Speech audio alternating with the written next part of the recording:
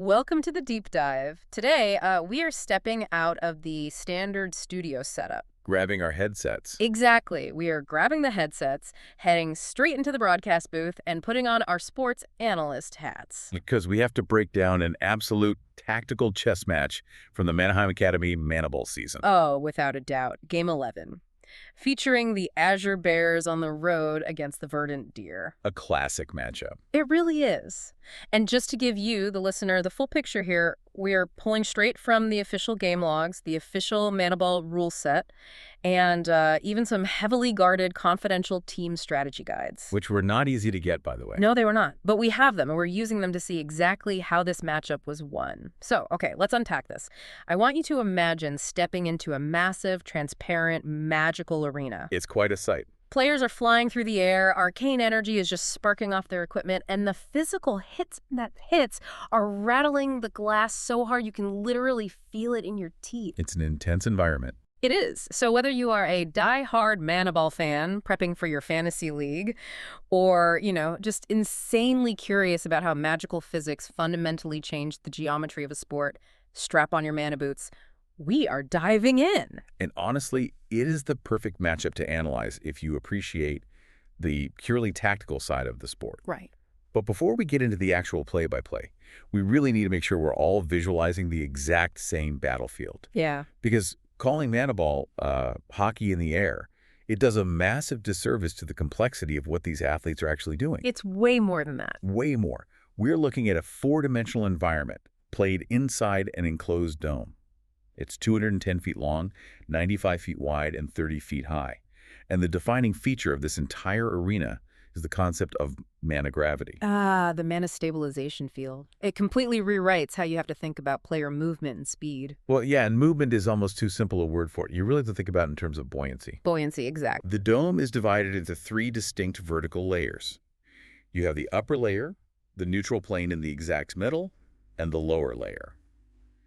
The mana field gently pulls everything toward that semi-solid neutral plane. Which is wild to think about. Right. So if you use your mana boots to fly up into the upper layer, the physics of the room start dragging you down. If you dive into the lower layer, you naturally drift up. And when you are skating at 40 miles an hour, hitting that neutral plane feels less like gliding on ice and more like hitting a semi-solid wall of water. That is a great way to put it. It forces the core action to constantly center around the middle, while still allowing for these punishing vertical maneuvers. And you have 7 players per side, right? 6 skaters and a guardian in net. Correct. Using enchanted monastics to strike a hovering mana orb. And I should point out, those mana boots aren't just for hovering. No, they're definitely not. They provide the acceleration necessary to survive massive, high-speed aerial checks. Which brings us to the atmosphere for Game 11. The stakes were immense. The air inside the Verdant Dome was just heavy. It was packed to the brim. But it wasn't a rowdy crowd. No, it was a very focused crowd. Exactly, focused. Because coming into this, nobody expected a game of chaotic, high-flying scoring. This was a matchup between the league's 2 most disciplined, rigidly tactical teams. Ultimate grind. On one side, you have the away team, the Azure Bears. If you look at their playbook, their entire philosophy basically boils down to a single phrase: structure wins games. They are the absolute kings of positional control. I mean, the Bears run a highly balanced 2-2-2 system that's 2 strikers, 2 centers, 2 defenders. Very traditional. They rarely overextend into the vertical layers. Instead, they want to dominate that dense neutral plane with methodical cycling. If you watch their tape, they just wear teams down by passing the orb along the transparent arcane barriers of the dome. Inch by inch. Pulling opposing defenders out of position inch by inch until a high percentage shot finally opens up. It's perfectly exemplified by their signature offensive play, the bear spiral. The geometry of the bear spiral is fascinating to watch. It's really like watching a giant, heavily armored washing machine on the spin cycle. That's exactly what it looks like. The forwards and centers just constantly rotate positions along the outer edges of the dome, passing the orb backward and forward. They trap the defending team in this endless rotation until somebody gets dizzy, misses a blocking assignment, and leaves a lane completely wide open. Yes, and what makes that terrifying is how incredibly patient they are. They will run that washing machine for 3 straight minutes if they have to. Without breaking a sweat. But waiting for them at home were the Verdant Deer. And the Deer operate on a completely opposite philosophy. Defense becomes offense. Yeah. They are the league's premier counterattack specialists. They utilize a very patient 1-2-3 defensive trap. Let's visualize that trap for a second for everyone listening because it is brilliant. They call it the forest trap. Right. Think of it like a massive three-dimensional funnel. They send one single forward up into the high layer to apply pressure, basically forcing the opposing team to push the orb down into the neutral plane. Where the centers are waiting. Exactly. Waiting right there are the two centers who immediately pinch inward. And if an opposing player somehow manages to squeeze past those centers, they hit an absolute brick wall of three heavy defenders anchored deep in the lower layer. Which means the deer will literally just hide down in that bottom layer. They yell toward relentless pressure, just waiting for the opponent to make a single mistake. Just one mistake. And the millisecond they intercept the orb, that coiled spring snaps, and they launch a devastating counterattack. So you have the immovable, grinding object of the bear's structure meeting the patient, explosive trap of the deer's defense. And that tension brings us right to the opening whistle. Period 1 begins, and immediately the pace is a deliberate, agonizing crawl. Both teams are sticking strictly to their scripts. It was all about possession. 100%. They are carefully cycling the orb along the dome barriers, forcing each other to defend extended, exhausting sequences. If you actually look at the physical tracking data from the first 10 minutes, they barely covered any vertical distance at all. Almost none. But the physical toll was being extracted instantly. We're watching a neutral plane, and it is a pure war of attrition. Oh man, the hits were brutal. Right near the center glass, you had Verdant's enforcer on defense, Leo Whiskey, going head-to-head with the Bears defender, Kenny Brodnoxy. That was a heavy matchup. Brodnoxy comes flying in for a massive check to clear a passing lane, and Wuskith uses her Mycomancy to just eat the impact. And for those unfamiliar with how Mycomancy is applied defensively, it's a while to watch. So cool. She is literally summoning a rapid microscopic fungal root system from the soles of her mana boots, anchoring herself directly into the microscopic fissures of the arena glass for a split second. Just gripping the glass. So when Brodnoxy hits her at 30 miles an hour, she doesn't budge an inch. It's like hitting a concrete pillar. The sound of these checks was echoing through the entire dome. But midway through the first period, the Azure Bears find a crack in the armor.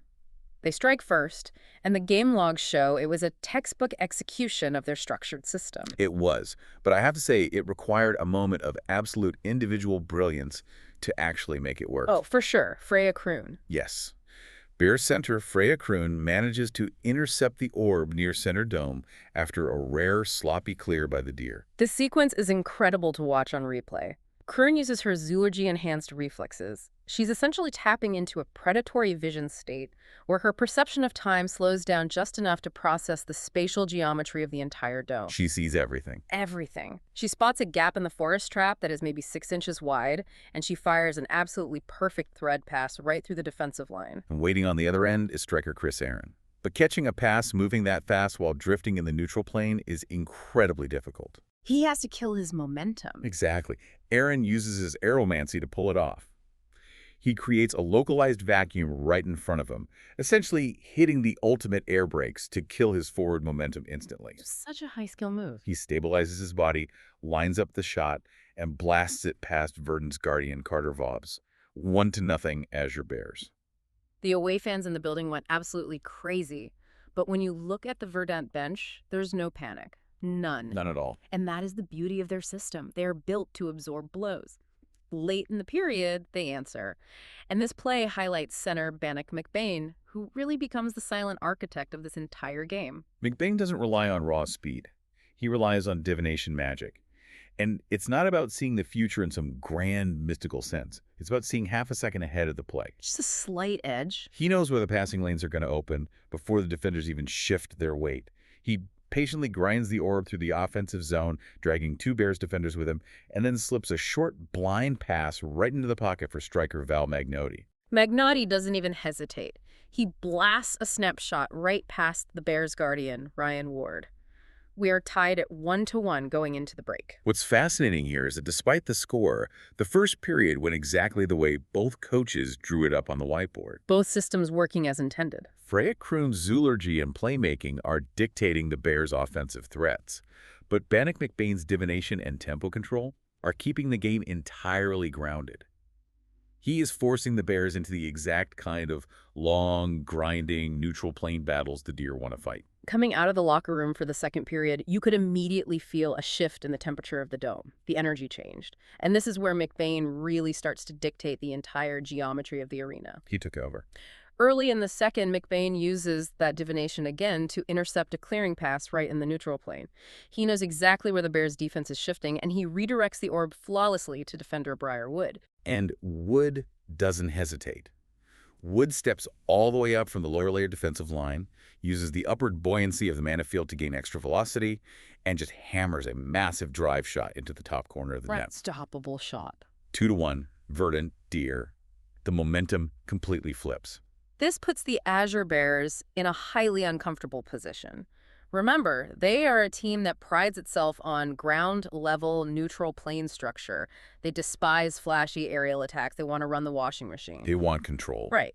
But the Deer's 1-2-3 defensive trap has the lower and neutral zones completely suffocated. The funnel is working perfectly. If the Bears want to break through, they have to abandon their identity. They have to go vertical. And doing that is incredibly risky.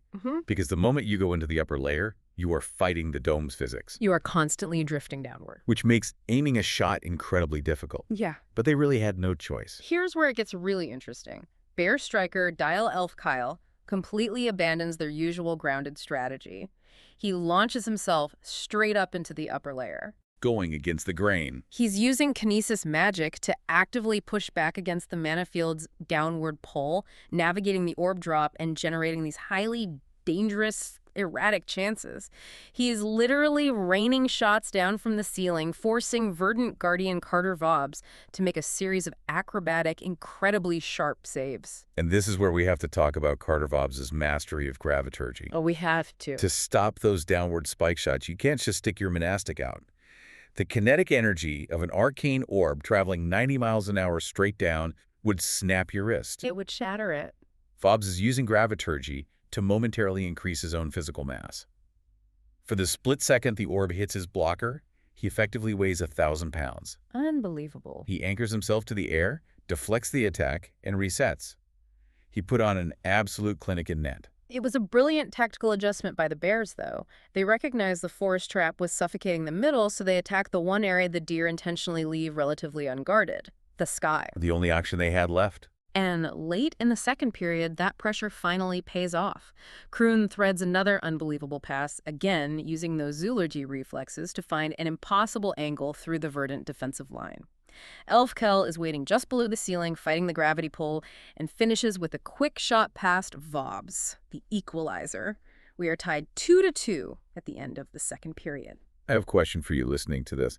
What stands out to you about how these teams are adapting under this kind of pressure? It says so much about their coaching. It does. The Bears are a rigidly grounded team.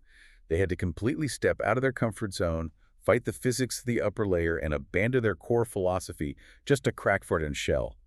It's a great reminder that even the most disciplined, perfectly designed systems must have a backup plan when they run into a brick wall. That tying goal sets the stage perfectly for the third period. You could feel the nervous electric energy radiating through the arena glass.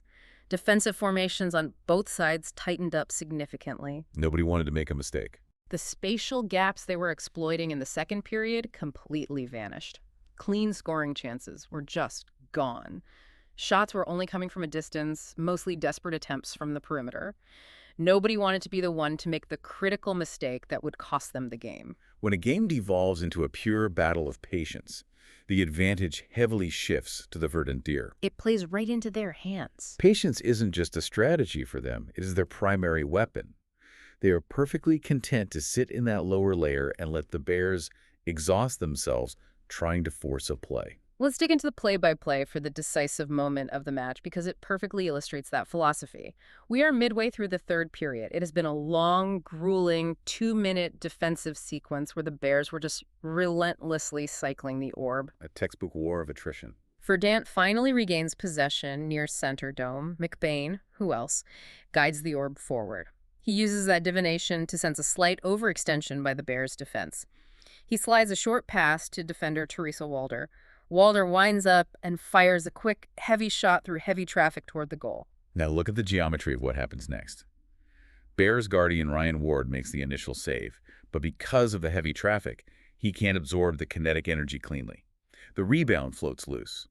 The worst nightmare for a goalie. And it doesn't just float anywhere. It floats right in front of the 10-foot guardian circle, hovering right on the edge of the neutral plane. It is absolute chaos in front of the net. But cutting right through that chaos is Leowiska, the enforcer who was eating checks in the first period. She saw her moment. She crashes down from the defensive line, uses her raw physical momentum to clear out a Bears defender, strikes the orb cleanly with the blade of her monastic, and drives it home. 3-2, Verdant Deer. The noise in that dome was deafening. That goal is the absolute epitome of the Deer's philosophy. It wasn't a flashy, unassisted upper-layer spike shot using kinesis. Not at all. It was gritty. It was born from a grueling defensive stand, a patient, calculated transition by McBain, a smart shot from the point by Walder to create chaos, and pure, raw, physical grit from Wuskatha to win the battle for the rebound in the most dangerous part of the arena. The Bears certainly did not go quietly, though. The final minutes of this game were frantic. Azure pushes incredibly hard for the equalizer. They pull their defenders up, abandoning the 2-2-2 entirely. Total desperation mode. They are firing shots in rapid succession from all angles. Upper layer, neutral plane, trying to bounce it up from the lower layer. But Guardian Carter Bob simply becomes an immovable object. He's phenomenal. He is using his graviturgy to anticipate every angle, dropping his mass to fly across the crease, then spiking his mass to absorb the hits, closing the door on every single rebound. The final whistle sounds, and the Verdant Deer secure the narrow, hard-fought victory, 3-2. When you look at the final box score breakdown, the stats tell the true story of why the Deer won this tactical chess match. Carter Vobbs is undoubtedly the hero here. He stopped 23 of the 25 shots he faced. Elite numbers. That is an elite .920 save percentage. In a low-scoring, suffocatingly tight game like this, your Guardian has to be perfect in the clutch. And against the Bears' desperate vertical assault in the second and third periods, Vobbs was flawless. And when you look at the other side of the arena, Bears guardian Ryan Ward didn't play a bad game by any stretch. He stopped 20 of 23 shots for an .870 save percentage. But when you are playing a team that relies on a 1-2-3 defensive trap, scoring chances are at a premium. Every single shot counts. In a game decided by a single goal, that slight fractional difference in net minding is everything. It really is. And the analytics demand that we highlight Bannock McBain's performance. He didn't score a single goal, but he quietly dominated every inch of the dome. The silent architect. He logged 2 assists, 4 shots, and he completely controlled the tempo. He was the engine that made the Deer's counterattack system functional. On the Azure side, Kroon had 2 brilliant assists, and Aaron and Elfcow got their goals, but they just couldn't sustain enough high-quality pressure to break Verdant's structural funnel when it mattered most. It is genuinely incredible to see how a team can win a game not by outshooting the opponent. Because if you look at the logs, the Bears actually outshot the Deer 25-23. They won by entirely dictating the terms of engagement. If we connect this to the bigger picture, the core takeaway for you listening is about the sheer, undeniable power of resilience. Resilience is key. The Verdant Deer proved that patience and structure can weather almost any storm. There's a well-known saying in the league: if you want to beat the Verdant Deer, you must first survive their system. That is so true. They don't try to outskate you. They don't try to outshoot you. They let you exhaust yourself trying to break down their walls. And then the moment you drop your guard, they strike. It's a fantastic lesson, and honestly, it applies to so much more than just Manaball strategy. Sometimes the most effective strategy in any high-pressure situation isn't to constantly attack or try to force an immediate outcome. Exactly. Sometimes the smartest play is absorbing the pressure, maintaining your defensive structure, and waiting for the absolute perfect moment to launch your counter. Absorbing the energy instead of fighting it. Well, that brings us to the end of our time in the broadcast booth today. Thank you so much for joining us for this tactical breakdown. But before you unlace your mana boots and head back to reality, I want to leave you with a final thought to mull over. This raises a really important question for the rest of the season. It really does. Think about this. If the highly structured positional masters, the Azure Bears, couldn't crack the Verdant Deer's defensive trap with methodical, perfectly calculated cycling, what happens when the Deer have to face a team of absolute, unpredictable chaos? That's the million-dollar question. Imagine them matching up against the Golden Eagles, a team that basically lives in the upper layer, ignores positional play and relies on pure blinding speed. Or the Crimson Tigers, who run a hyper-aggressive 3-2-1 system and completely swarm the offensive zone like hornets. It would be a clash of worlds. Can the patient, methodical 1-2-3 defensive trap survive a team that doesn't even know what the word patience means? Can rigid structure survive pure, chaotic speed? Keep that in mind as you watch the rest of the matchups unfold. Thanks for tuning in to this deep dive. We appreciate you spending your time with us, and keep that curiosity alive. Catch you next time.